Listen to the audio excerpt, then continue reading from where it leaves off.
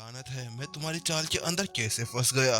क्योंकि कुछ पल पहले उसने ये सोचा था कि स्टोन लिव किंग के शब्दों के अंदर कुछ सच्चाई है, इसीलिए उसने उसके ऊपर यकीन कर लिया था। लेकिन अब उसको पता चल गया था कि ये तो उन दोनों की चाल थी कि स्टोन लिव किंग उसको जाल के अंदर फंसाएगा और नितिन पीछे जाकर उसके ऊपर वार करेगा। और अब उस गुस्से के अंदर जेड लिव किंग जल्दी से नितिन के पीछे भागने लगा और वहीं दूसरी तरफ उसने उस कृपाण को स्टोन लिव किंग की तरफ भेज दिया। और वहीं दूसरी तरफ अभी भी स्टोन लिव किंग तो सदमे के अंदर ही था, क्योंकि उसे वास्तव में समझ नहीं आया था कि वहां पर क्या हो रहा था, क्योंकि उसने ऐसा बिल्कुल महसूस नहीं किया था वायलेट लिव किंग वहां पर सीधा चला जाएगा लड़ाई के अंदर।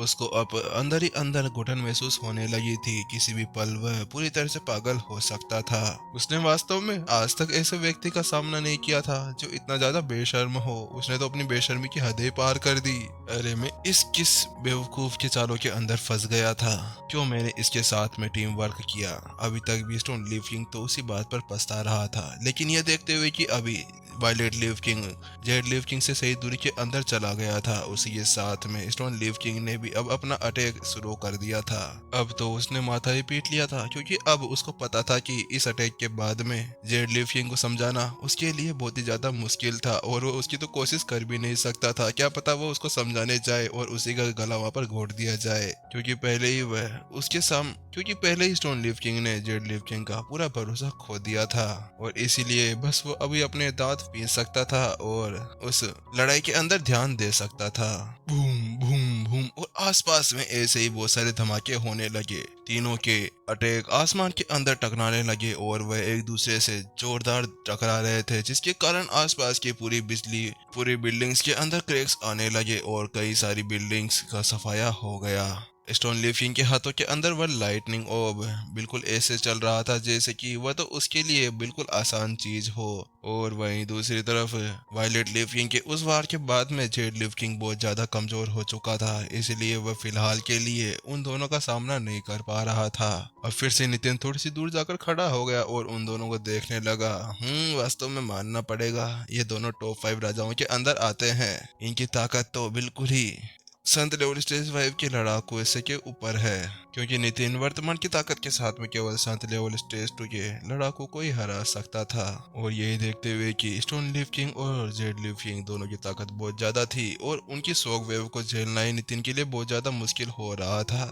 इसीलिए उसके मन में तो केवल एक ही ख्याल चल रहा था, नितिन जितनी जल्दी हो सके यहाँ से भाग जा। जैसे जैसे समय बीतता गया वैसे वैसे अब दोनों की ताकत बढ़ने लगी और दोनों और भी ज्यादा ताकतवर अटैक्स एक दूसरे के ऊपर करना शुरू कर दिए। लेकिन नितिन तो एक बात से हैरान था कि आखिरकार अभी तक भी ये जेड लिव किंग हारा कैसे नहीं, क्योंकि स्टोन लिव किंग के पास में पहले से ही डिफेंसिव बॉडी है और उसके साथ में उसके पास में लाइटनिंग ओब भी है, लेकिन अभी तक भी ये जेड लिव किंग अपनी जगह पर ही खड़ा हुआ है। अभी जेड लिव किंग के ऊपर एक के बाद एक बिजली के हमले हो रहे थे, जिससे उसकी बॉडी के ऊपर बहुत सारे कट लगना शुरू हो गए थे। लगातार अटैक होने की वजह से जेड लिव किंग की हालत और भी ज्यादा बिगड़ती गई और उसकी एनर्जी कम होती गई, क्योंकि उसके ऊपर बार बार लाइटनिंग के अटैक हो रहे थे और उसकी आत्मा के ऊपर भी बहुत ज्यादा चोट लग रही थी। अपनी इस तरह की हालत को देखते हुए जेड लिव किंग ने गुस्से से कहा, तुम मुझे मारोगे तो कोई बात नहीं, लेकिन मैं मरूंगा तो तुम दोनों को भी साथ में लेकर ही मरूंगा। उसी के साथ में अब उसने आत्मा को उसके शरीर से बाहर निकालना शुरू कर दिया और बलपूर्वक उसने अपनी आत्मा को अपने शरीर से बाहर निकाल लिया था। उसकी मूल आत्मा को ऐसे बाहर निकलते हुए देख नितिन अपनी जगह पर ही थर-थर कांपने लगा। उस समय उस वाटर लिव किंग के साथ में भी ऐसा ही हुआ था, उसने भी इसी चीज का यूज किया था, लेकिन वह तो वो मूर्ख था, इसीलिए उसने जल्दीबाजी के अंदर सीधे नितिन के अंदर ही चला गया। उसी वजह से तो उसकी मूल आत्मा नितिन के शरीर के अंदर घुसने के बाद में बाहर नहीं निकल पाई। और वर्तमान के अंदर अभी जेड लिव किंग को पता था कि वह इतनी सारी चोटों के साथ में मरेगा, इसीलिए उसने जबरदस्ती अपनी आत्मा को अपने शरीर से बाहर निकाल लिया, एक सीक्रेट टेक्निक का यूज करते हुए। और अब इस जगह पर नितिन इस सिचुएशन को समझ गया था कि अगर अब इस आत्मा के साथ में जेड लिव किंग ने स्टोन लिव किंग को मार दिया तो उसके बाद में उसकी बारी आएगी। इसीलिए नितिन ने सोचा कि अब मुझे लगता है कि मुझे यहाँ से दूर चला जाना चाहिए। क्योंकि गुप्त कला को यूज करने के बाद में उसके अंदर कुछ साइड इफेक्ट भी हुआ करते थे और नितिन को पता था कि जेडलिफ्ट किंग उसके बाद में उसको जरूर मार देगा, क्योंकि उसने पहले ही नितिन को मारने का दृढ़ संकल्प बना लिया था। और यही सोचते हुए जल्दी से नितिन अपनी जगह से उठ खड़ा हुआ और वहां से भागने ही वाला था कि अचानक से उसने देखा कि उसके सामने एक आकृति जमीन से खड़ी हो रही थी। देखने से ऐसा लग रहा था कि वह सभी दुख दर्दों से बाहर निकल चुका था और वह नई दुनिया के अंदर उड़ने के लिए तैयार था। वह और कोई नहीं, वह पार्थ था। पार्थ की शक्तिशाली साधना की वजह से वह जल्दी से उस चीज से रिकवर होने में कामयाब हो गया था। वह खड़ा होता है और वह कहता है, मैं कहाँ हूँ, यहाँ पर क्या चल रहा है। उसी के साथ में लड़खड़ाते हुए उसने अपनी सांसों को पकड़ा और अपने मन ही मन में बुदबुदाया। जैसे ही वह आंखें खोलने वाला था उसने देखा कि उसकी तरफ एक ईंट आ रही है। पान फिर से वह ईंट उसके ऊपर जाकर लगती है और उसी के साथ में पार्थ फिर से बेहोश हो जाता है। नितिन अभी पार्थ को यहाँ पर हुए रहे सारे मामलों को देखने नहीं दे सकता था, क्योंकि वाकई में वह जानता था कि अगर एक बार पार्थ यहाँ पर उड़ जाता है तो उसके बाद में वह कैसे समझाएगा कि यहाँ पर क्या हो रहा है, कैसे उसने जेड लिफ्टिंग और स्टोन लिफ्टिंग दोनों को एक दूसरे के खिलाफ लड़ाया और कैसे उसने अपना रूप एक अलौकिक राक्षस के रूप के अंदर बदला। और फिर भी अगर नितिन उसको ये सब कुछ समझाने की कोशिश भी कर दे तो नितिन को पता था कि शायद ही पार्थ उसकी बातों को मानेगा, क्योंकि ये अलौकिक राक्षसों के मामले थे और इनसे पार्थ को तो दूर ही रहना चाहिए था। और नितिन को सबसे साधारण और छोटा रास्ता यही लगा, इसीलिए नितिन ने सोचा कि यही अच्छा होगा कि मैं इसे कुछ ना बताऊं और इसको अभी बेहोशी पड़े रहने दें, क्योंकि इस परेशानी से बाहर निकलने का कोई और समाधान उसके पास में था नहीं। उसी के साथ में बड़े निराशा के भाव के साथ में नितिन अभी पार्थ को देख रहा था, क्योंकि नितिन को भी अब पार्थ को बार बार बेहोश कर कर अच्छा नहीं लग रहा था, क्योंकि नितिन को पता था कि उसको वो जिस तरह से मार रहा है उसके साथ में वह उसके ऊपर एक क्रूरता ही कर रहा था। लेकिन अब नितिन बेचारा कुछ कर भी नहीं सकता था, इसीलिए पार्थ को अभी वह नीचे जमीन पर पड़े हुए देख रहा था और अपना सिर हिला रहा था, क्योंकि अभी भी उसको विश्वास नहीं हो रहा था कि कॉम्बैट मास्टर्स के 1000 पुरुष कमांडर के ऊपर 3 बार ऐसे वार किया गया था और उसे ऐसे ही जमीन के ऊपर गिरा दिया गया था।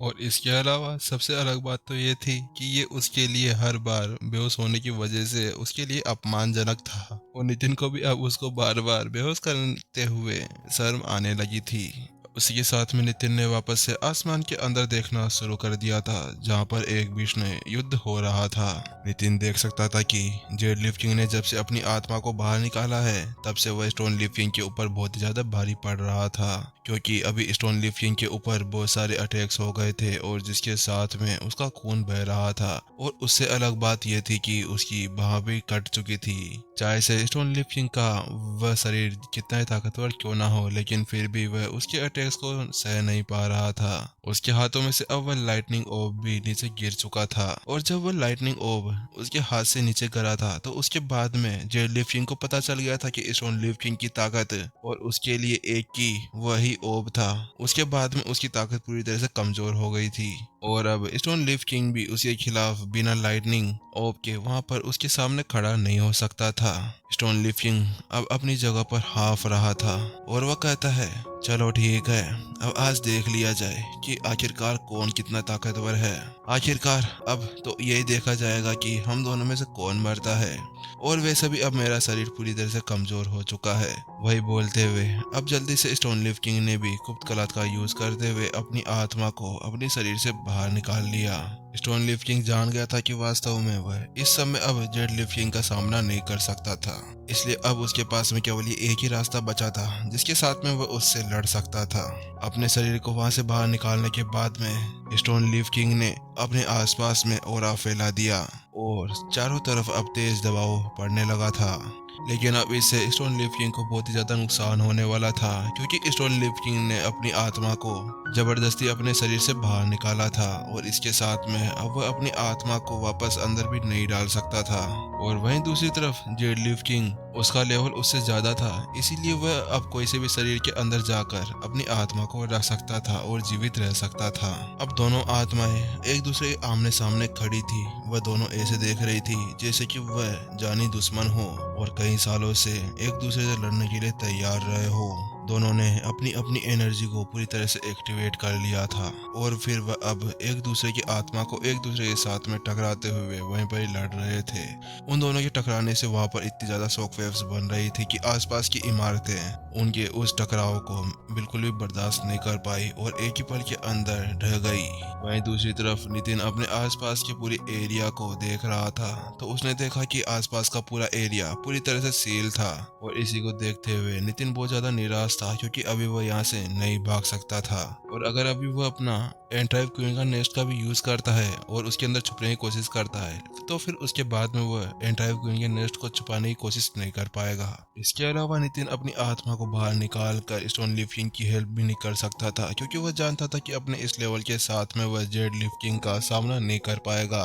लेकिन नितिन तो यहाँ पर दोनों तरफ से फंस चुका था कि अगर स्टोन लीफ किंग जीत जाता है तो उसके बाद में भी स्टोन लीफ किंग उसके पास में आकर उसका बदला तो लेगा ही क्योंकि उसी की वजह से उसकी ये हालत हुई थी।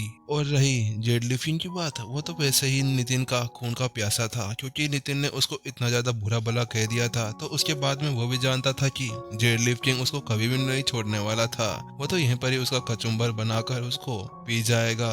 अपने सोच विचार को साइड में रखते हुए नितिन ने फिर से एक बार उन दोनों की तरफ देखने लगा और उसके बाद में उसने देखा कि अब stone leaf king Z leaf king के सामने फीके पड़ रहा था।